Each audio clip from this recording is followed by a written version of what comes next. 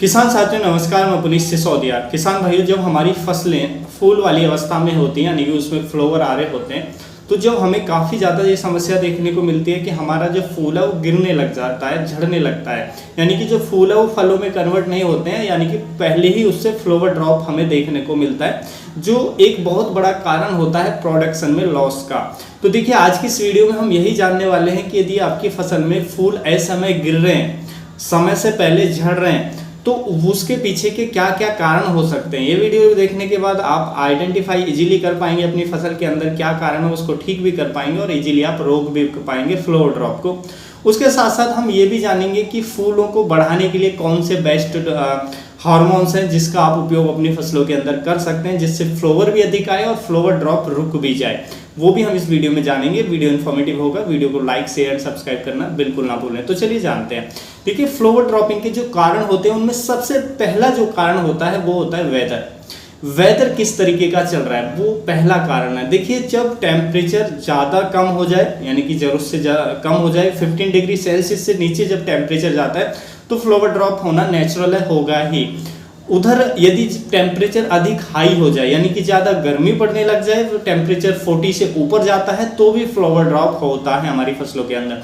तो इन समस्याओं से बचने के लिए एक ही तरीका है कि हम उस समय अपनी फसल के अंदर जो इरिगेशन मैनेजमेंट है वो सही रखें, मिट्टी को ड्राई ना रखें, मिट्टी को नम रखें, यानी कि जो सिंचाई की व्यवस्था है वो प्रॉपर रखें। लेकिन ऐसा अभी नहीं है। यदि अभी भी फ्लावर ड्रॉप हो रहा है तो अभी क्योंकि टेम्परेचर ज़्यादा से ज़्यादा 35 तक है, 30 to 35 जा रहा है, उससे ऊपर नहीं है, उससे नीचे ही है, 30 के रेंज में ही है टेम्परेचर, तो अभी उसके कारण ऐसी कोई समस्या नहीं आने वाली है। दूसरा जो कारण हो सकता है फ्लावर ड्रॉप का वो हो सकता है पुअर पॉलिनेशन, यानी कि पुअर परागण आप सब जानते हैं, फूलों के अंदर परागण होता है। परागण सही से ना हो पाना भी तो क्या होता है, अगर परागण सही नहीं होगा फूल के अंदर तो वो फूल फल में कन्वर्ट नहीं होगा, वो फूल असमय गिर जाएगा।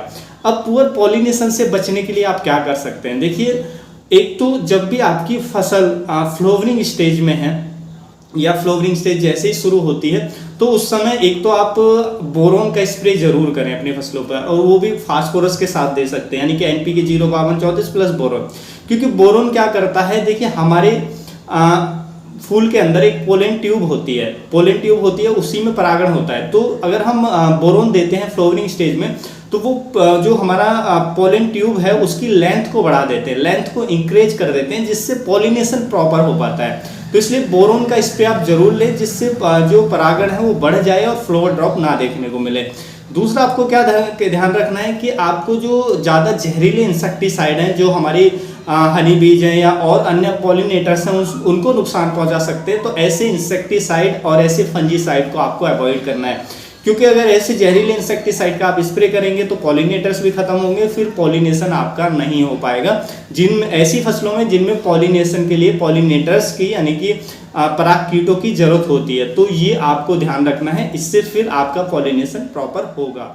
उसके बाद जो तीसरा कारण है हमारा फ्लावर ड्रॉप का, वो है सिंचाई व्यवस्था सही नहीं होना। तो अगर आप जरूरत से ज़्यादा अपनी फसलों में पानी दे रहे हैं या जरूरत से कम पानी दे रहे हैं, मान लीजिए अपनी मिट्टी ड्राई हो जाती है, जो आपका पौधा है सूखे की स्थिति में आ जाता है, तो पौधे आपके जो फ्लावर ड्रॉप है फूल झड़ेंगे ही झड़ेंगे। या जरूरत से ज़्यादा पानी दे रहे हैं तो उससे भी जो जड़ गलन की समस्या, बहुत सारी समस्याएं आती हैं, तो उससे भी फ्लावर ड्रॉप आता है। तो आपको जो इरिगेशन मैनेजमेंट है, सिंचाई व्यवस्था है, वो प्रॉपर रखनी है, ना मिट्टी को सूखने देना है, ना ओवरफ्लूड करना है, यानी कि जरूरत से ज़्यादा भी आपको सिंचाई नहीं करनी है। तो सिंचाई का मैनेजमेंट भी उस अवस्था में आपका अच्छा होना चाहिए। उसके बाद हम पॉइंट नंबर 3 की तरफ चलें तो वो है हमारा फर्टिलाइजर मैनेजमेंट। देखिए, फर्टिलाइजर मैनेजमेंट भी अच्छा होना जरूरी है। मान लीजिए आपकी फसल के अंदर किसी तत्व की कमी आ जाती है तो भी पौधा सही से सर्वाइव नहीं कर पाता है और उस स्थिति में भी फ्लावर ड्रॉप होना निश्चित होता है। तो इसलिए जो फर्टिलाइजर का मैनेजमेंट है वो उस पर आपको ध्यान रखना है, और आपको विशेष ध्यान रखना है कि जो नाइट्रोजन वाले फर्टिलाइजर यानी कि यूरिया का एक्सेस उपयोग नहीं करना है फ्लावरिंग स्टेज में। ऐसा नहीं कि उपयोग नहीं करना है, होना चाहिए, कमी भी नहीं होनी चाहिए प्लांट के अंदर, लेकिन जरूरत से ज़्यादा यूरिया नाइट्रोजन देना भी फ्लावर ड्रॉप को बढ़ावा देता है, तो ये भी आपको ध्यान रखना है। उसके बाद जो नेक्स्ट पॉइंट आता है हमारा फ्लोवर ड्रॉपिंग, जिसके कारण हो सकती है वो हो सकती है कि आपकी फसल पर कोई फंगल इन्फेक्शन है या किसी इंसेक्ट का अटैक है, तो भी जो फ्लोवर ड्रॉप है फूल झड़ सकते हैं आपके खेत के अंदर, फ्लोवर ड्रॉप हो सकता है फसल के अंदर। तो देखिए अगर कोई फंगल इन्फेक्शन आ रहा है तो आपको उसको ठीक करना चाहिए जिससे फ्लोवर ड्रॉप रुके। और यदि इंसेक्ट का अटैक हो चुका है, देखिए फ्लोवरिंग स्टेज में आप बहुत ज़्यादा हमें कमेंट करते हैं कि हमारी फसल फ्लोवरिंग स्टेज में है, क्या हम कोई इंसेक्टिसाइड यूज कर सकते हैं, नहीं कर सकते हैं। तो देखिए आपको देखना है, यदि आप प्रिवेंटिव में यूज कर रहे हैं कि इंसेक्ट नहीं है वैसे आप दे रहे हैं तो ना दें, आप अवॉइड करें। लेकिन अगर कीट का अटैक है, स्पेशली सकिंग पेस्ट या कोई भी कीट का अटैक है, ज़्यादातर जो सकिंग पेस्ट है, रस चूसने वाली कीट है, उनके कारण ज़्यादा फ्लोवर ड्रॉप होता है। तो अगर कीट का अटैक है तो फिर आपको जो स्प्रे है वो लेना ही पड़ेगा, नहीं लेंगे तो आपकी फसल बेकार हो जाएगी, फ्लोवर ड्रॉप और ज़्यादा होगा।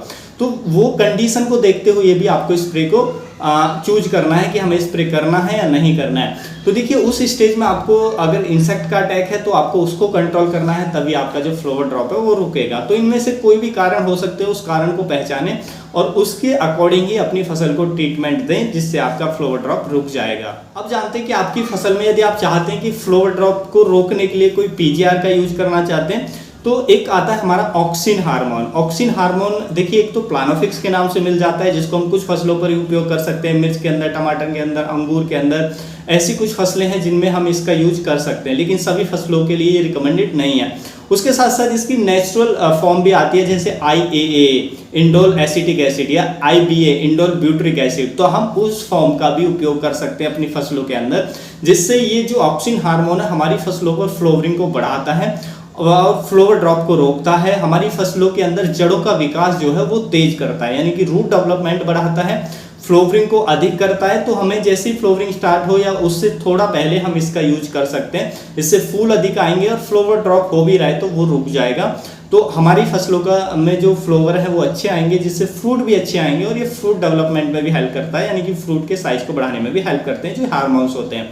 लेकिन जब भी कोई भी हार्मोन्स आप ये यूज कर रहे हैं, जैसे बायर का प्लानोफिक्स है, कुछ फसलों पर आप उपयोग कर सकते हैं, या IA IBA जो हमारी इसकी नेचुरल फॉर्म है उनका आप उपयोग कर सकते हैं। तो देखिए जब भी आप इनका उपयोग करें तो आपकी मिट्टी के अंदर, सॉइल के अंदर जो नमी है वो पर्याप्त होनी चाहिए, मॉइस्चर पर्याप्त होना चाहिए।